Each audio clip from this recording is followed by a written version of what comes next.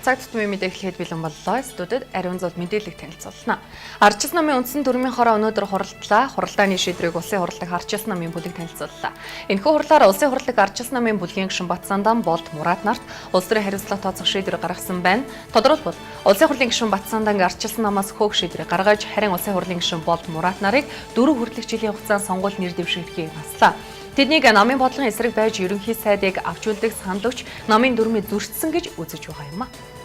Өнгөрөх 11-р сарын 29-ний өдөр Үзбекистанд үйлдвэрлэсэн хушуулан хайсалсан самарнаас өр тарианы хортон шавж буюу цагаан эрвэхний авгалтай илрүүлсэн байна.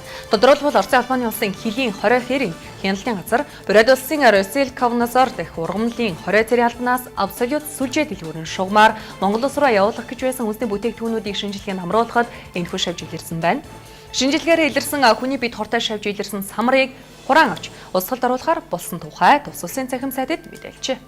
11-р сарын 30-ны өдрийн 20 цаг 10 минутад Багхангаа 4 1-р хороо Багхангаа өртөө төмөр замын хаалтгүй гарман дээр галтрэг суудлын автомашины мөрөсөн ноцтой осол гарсан байна.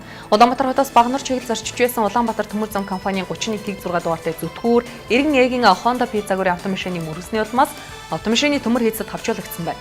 Автомашин дотор байсан LA нарын иргэн хүнд гэмчээ. Хосны улмаас машинд хүн хавчуулагдаж хүнд гэмтэл авсан тухай дуудлагын дагуу тус дүүргийн онцгой байдлын хэлтсийн 7 албаагчид очиж ажилласан байна. Харин хэргийн газарт ажилласан албаагчид автомашин дотроос 2 иргэнийг гаргаж эмнэлгийн байгууллагад хүлээлт өгчээ. Баруун бүсийн Баян үлгээ завхан ус Ховд аймагт 12 дугаар сарын 1-ний өдөр Баруун аймагт нутгаар өвчтэй цасан шуур шуурсны улмаас Баян үлгээ аймгийн Ногоо нур суманд 1 гэр, Цагаан нур суманд 1 байшингийн дээврийн төмөр, Ховс аймгийн Давста Хэрэг суманд 2 гэр, Завхан аймгийн Завхан мандал Тэс суманд 2 байшингийн дээврийн төмөр, Ховд аймгийн Даруй Манхан Чанман суманд 10 гэр, нийт 4 аймгийн 10 суманд 13 гэр нөрж 3 байшингийн дээврийн төмөр хуларчээ.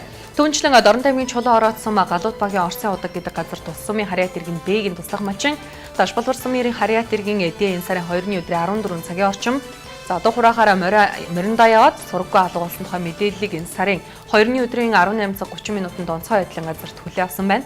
Тусмын засаг даргын дамгын газрын 22 хүн 4 автомашин дээрэн хаах ажиллагааг зохион байгуулж 23 цаг 55 минутад тус багийн Галууд нур гэдэг газар иргэн тэгийн малын хашаанд унтаж байхны 9 минут олсон боловч тухайн иргэн морио унаад зогтсон байна. Өнгөрсөн амралтын өдрүүдэд цасарч шуурсны улмаас үзэгдэг орч хязгаарлагдаж зарим замын зорчих хэсэг нарийсан тул хөдөө орон нутгийн тэр дундаа Баруун аймагуудын замыг хэсэгчлээсэн. Энэ талаар тээврийн цагдаагийн албанаас тодруулахад цаг агаарын нөхцөл байдалтай холбогдуулан урьдчилан сэргийлэх зорилгоор Баруун аймагуудын замыг хаасанж буцаагаад нээсэн.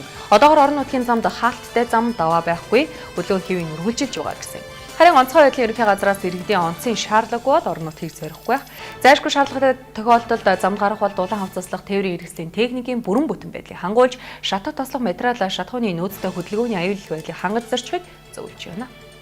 Цаг тутмын мэдээ үргэлжлүүлэн цаг агаарын мэдээллээр та бүхэнд хүрэх болно.